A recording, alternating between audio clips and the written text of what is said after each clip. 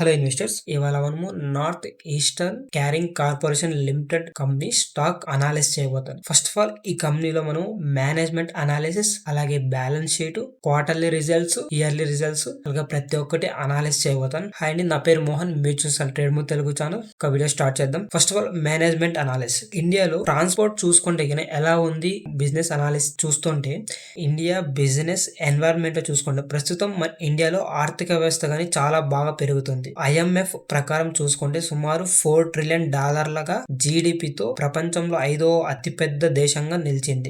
Logistics industry చూసుకుంటే 2028 నాటికి $15.79 trillion గా మరియు 2030 నాటికి $18.23 ట్రిలియన్ గా పెరుగుతుందని అంచనా వేయబడింది. ఈ లాజిస్టిక్స్ ట్రాన్స్పోర్టేషన్ లో అంటే అంత హెవీగా పెరగడానికి ఛాన్సెస్ అయితే ఉన్నాయి ఇండియా వరల్డ్ వైడ్ లో. ఇంకా ప్రెసెంట్ క్యాపబిలిటీ లాజిస్టిక్స్ కానీ చూసుకుంటే బై ఈ కంపెనీకి రోడ్ నెట్వర్క్ గానీ 66.71 lakhs కిలోమీటర్ గా ఉంది. అలాగే రైలు మార్గం చూసుకుంటే 1.26 lakhs కిలోమీటర్ గా ఉంది. అలాగే షిప్పింగ్ చూసుకుంటే 12 మేజర్ పోర్ట్స్ ఉన్నాయి, 200 నాన్ మేజర్ పోర్ట్స్ ఉన్నాయి. ఇంకా ఎయిర్పోర్ట్ గానీ చూసుకుంటే 148 ఎయిర్పోర్ట్స్ అనేది ఉన్నాయి. ఇంకా ఫర్దర్ గా ఇంకా ఈ కంపెనీ మేనేజ్మెంట్ అనాలిసిస్ చేస్తుంటే ఈ కంపెనీకి ఏం ఆపర్చునిటీస్ ఇన్ ట్రాన్స్పోర్ట్ సెక్టర్ లో ఏమేమి ఉన్నాయి అనుకుంటే, వీళ్ళు ఉపయోగించుకునేది చూసుకుంటే టెక్నాలజికల్ గా ఇన్నోవేషన్ చూసుకుంటే ఒకటి artificial intelligent and machine learning, ఇంకొకటి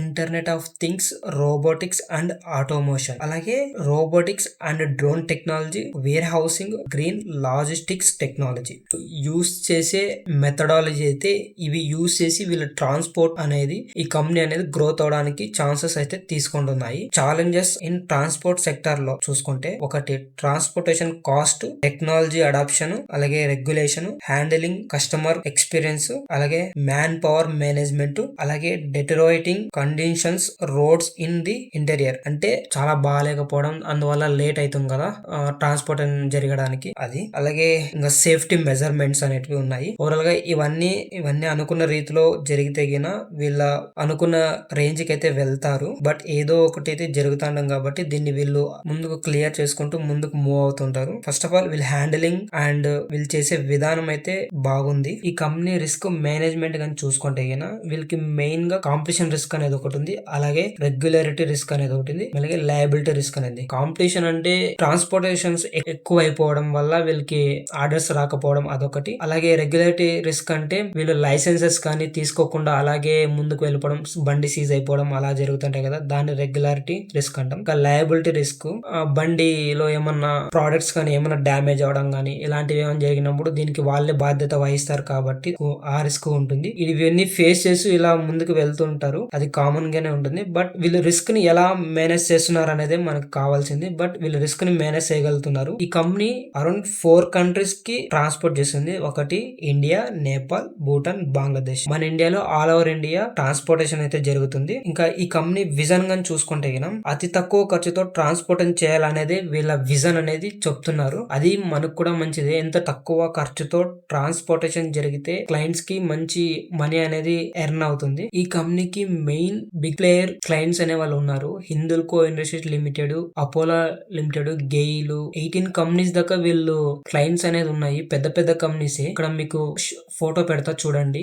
north Eastern Carrying Corporation Limited company market capital 355 crores ఉంది. స్టాక్ PE కానీ చూసుకుంటే ప్రెసెంట్ 29.17 ఉంది. ఇది మనం కరెంట్ ప్రైస్ నుంచి లాస్ట్ ఇయర్ EPS ప్రైస్ కానీ వేసుకుంటే ఇంకా తగ్గుతుంది, ఎందుకంటే మార్కెట్ ఫాల్ అయింది కాబట్టి. ROCE చూసుకుంటే 7.38 ఉంది. కరెంట్ రేషియో 3.55 ఉంది. మనకు డెట్ టు ఈక్విటీ చాలా హెల్తీగా ఉంది, 0.44 ఉంది. ఎందుకంటే ఎప్పుడు మనకు డెట్ టు ఈక్విటీ అనేది 1 point అబోవ్ వచ్చింది అనుకో అది డేంజరస్ గా ఉంటుంది. అలాగే రిటర్న్ ఆన్ 6 months లో 48.6% ఇచ్చింది. రిటర్న్ ఆన్ 1 year లో 56.8% గా ఇచ్చింది. ఇయర్ టు 6 రూపీస్ దాకా రిటర్న్స్ అనేది ఇచ్చింది. అలాగే క్వార్టర్ ప్రాఫిట్ చూసుకుంటే 150, ఎబిటా 16.2, కరెంట్ ప్రైస్ చూసుకుంటే 37.2 ఉంది. అలాగే బుక్ వాల్యూ 22.6 ఉంది. ROE 5.37 ఉంది. మెయిన్ గా సేల్స్ గ్రోత్ కూడా వీళ్ళు ఇంప్రూవ్ అవుతుంది, 11.2% దాకా. రిటర్న్ ఆన్ 3 months లో 5.41%. సేల్స్ క్వార్టర్ క్వార్టర్ గురించి చూసుకుంటే 81.9 crores, ప్రైస్ టు ఎర్నింగ్ 29.7. మనకు మెయిన్ గా వీళ్ళు ఫ్రీ క్యాష్ ఫ్లో కానీ చూసుకుంటే ప్రీవియస్ యాన్యువల్ లో 17.8 crores దాకా ఉంది. వీళ్ళు క్యాష్ ఫ్లో అనేది కొద్దిగా మెయింటైన్ చేస్తే బాగుండేది, బట్ మైనస్ లో ఉంది అది. ఇంకా మనకు కావాల్సిందల్లా ఇక 52 వీక్స్ హై 44, 52 వీక్స్ లో వచ్చి 22 ఉంది. డివిడెంట్ ఏమి ఇవ్వట్లే, ఫేస్ వాల్యూ అయితే 10 ఉంది. ఈ కంపెనీకి అప్ అయితే ఉంది 94.7 crores దాకా అప్ అయితే ఉంది. వీళ్ళు లోన్స్ అనేది తీసుకున్నారు, అవి రీపే చేస్తున్నారు. ఇంకా ప్రాఫిట్ గ్రోత్ గా చూసుకుంటే 1 or 2%. మనం ఓవరాల్ గా return on 3 years 28.4%, quarterly sales చూసుకుంటే 10.1%, ROC 7.38% దాకా ఉంది. ఓవరాల్ గా ఈ కంపెనీ వాల్యూస్ అయితే ఇవి. ఇక్కడ మార్కెట్ క్యాపిటల్ అనేది ఇది పెరుగుతూ వస్తుంది. అక్కడైతే 355 crores ఉంది, బట్ ఇంకొక జరోదా అకౌంట్ లో చూస్తే 370 crores దాకా ఉంది. వీళ్ళు మార్కెట్ క్యాపిటల్ పెంచుకుంటున్నారు, అలాగే ఇంప్రూవ్ అవుతున్నారు. క్వార్టర్లీ రిజల్ట్స్ చూసుకుంటే సెప్టెంబర్ 21, 2021 54.80 crores లో ఉంది వీళ్ళ సేల్స్ గ్రోత్. అలాగే ప్రీవియస్ క్వార్టర్లీలో చూసుకుంటా వెళ్తుంటే అరౌండ్ సెప్టెంబర్ ఇంకా మొన్న రిలీజ్ అయ్యింది క్వార్టర్లీ రిజల్ట్స్, 81.97 crores దాకా వీళ్ళ సేల్స్ గ్రోత్ అనేది జరిగింది. దాంట్లో ఎక్స్పెన్సెస్ చూసుకుంటే 75.39 crores ఉంది. ఇంకా ఆపరేటింగ్ మార్జిన్ చూసుకుంటే ప్రీవియస్ క్వార్టర్లో పోల్చి ఈ క్వార్టర్లో కొద్దిగా తగ్గింది, 6.55 ఉంది ఆపరేటింగ్ ప్రాఫిట్. అది ఆపరేటింగ్ మార్జిన్ చూసుకుంటే ప్రీవియస్ తో పోలిస్తే ఈ క్వార్టర్లో అనేది తగ్గింది. అదర్ ఇన్కమ్ 5 lakhs ఏమో వచ్చింది, ఇంట్రెస్ట్ ఏమో 1 crore 90 lakhs కానీ పే చేశారు. ఇంకా డిప్రిషియేషన్ చూసుకుంటే 0.68 దాకా ఉంది. ఇక్కడ మెయిన్ గా మనం గమనిస్తే వీళ్ళ సేల్స్ గ్రోత్ చూసుకుంటే ప్రీవియస్ క్వార్టర్లో 77.63 lakhs దాకా ఉంది, బట్ సెప్టెంబర్ వచ్చేసరికి 81 crores అనేది పెరిగింది. ఇలా మంచిగానే పెరుగుతుంది.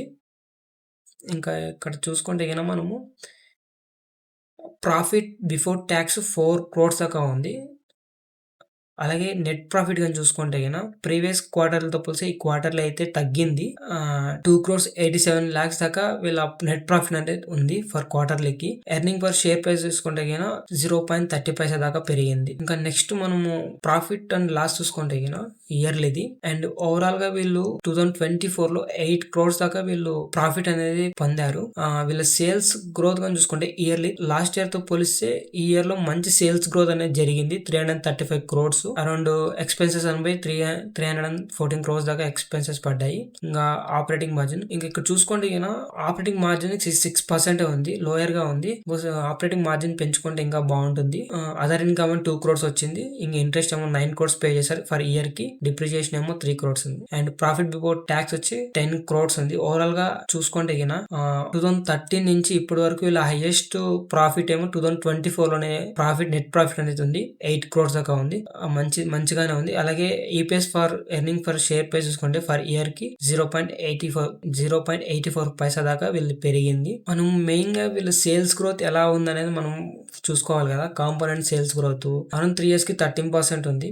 ఇంకా component profit growth component profit growth కానీ చూసుకుంటే 10 years కి 3%, 5 years కి 13%, 3 years కి 78%. వీళ్ళు ఈ కంపెనీకి స్టాక్ ప్రైస్ CAGR చూసుకుంటే కాంపోనెంట్ యాన్యువల్ గ్రోత్ రేట్ కానీ చూసుకుంటే 10 years లో 7% ఉంది, అరౌండ్ 5 years లో 50% ఉంది, 3 years లో 28%. 1 year లో చూసుకుంటే వీళ్ళ కాంపోనెంట్స్ యాన్యువల్ గ్రోత్ రేట్ చూసుకుంటే 57% గా పెరిగింది, చాలా మంచిగా పెరిగింది కంపెనీ సేల్స్ గ్రోత్ అనేది. Annual sales growth component annual growth rate అనేది. అలాగే రిటర్న్ ఆన్ ఈక్విటీ చూసుకుంటే అరౌండ్ 5 ఉంది, 10 years కి 5 years కి 3 years కి. లాస్ట్ ఇయర్ కూడా 5 ఉంది.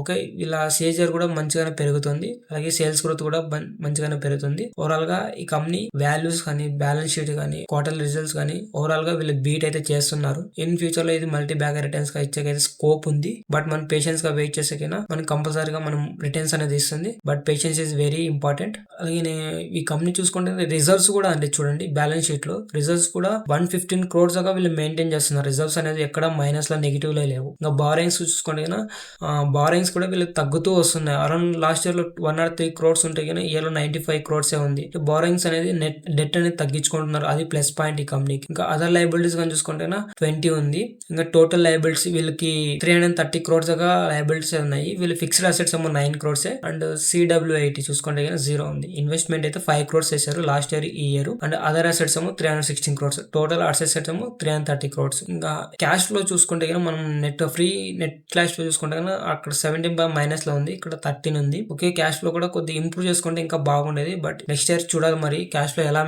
మేనేజ్ చేస్తారు అనేది. ఇంకా మెయిన్ గా షేర్ హోల్డింగ్ ప్యాటర్న్ ఇక్కడ మనం బాగా గమనిస్తే ప్రమోటర్స్ చూసుకుంటే 2021 లో 52.67% నుంచి వీళ్ళు ఇంక్రీజ్ అవుతూ వస్తున్నారు చూడండి. ప్రజెంట్ జూన్ 24 లో క్వార్టర్లీలో అరౌండ్ 52.30% ఉండే, సెప్టెంబర్ క్వార్టర్లీ చూసుకుంటే 54.19% దాకా ఉంది. అరౌండ్ 2.19% దాకా పెరిగారు వీళ్ళకి. ఎందుకంటే ప్రమోటర్స్ దీన్ని ఎక్కువ బై చేసుకున్నారు వీళ్ళ షేర్స్ అనేటివి. ఎఫ్ఐస్ అయితే ఎగ్జిట్ అయినారు.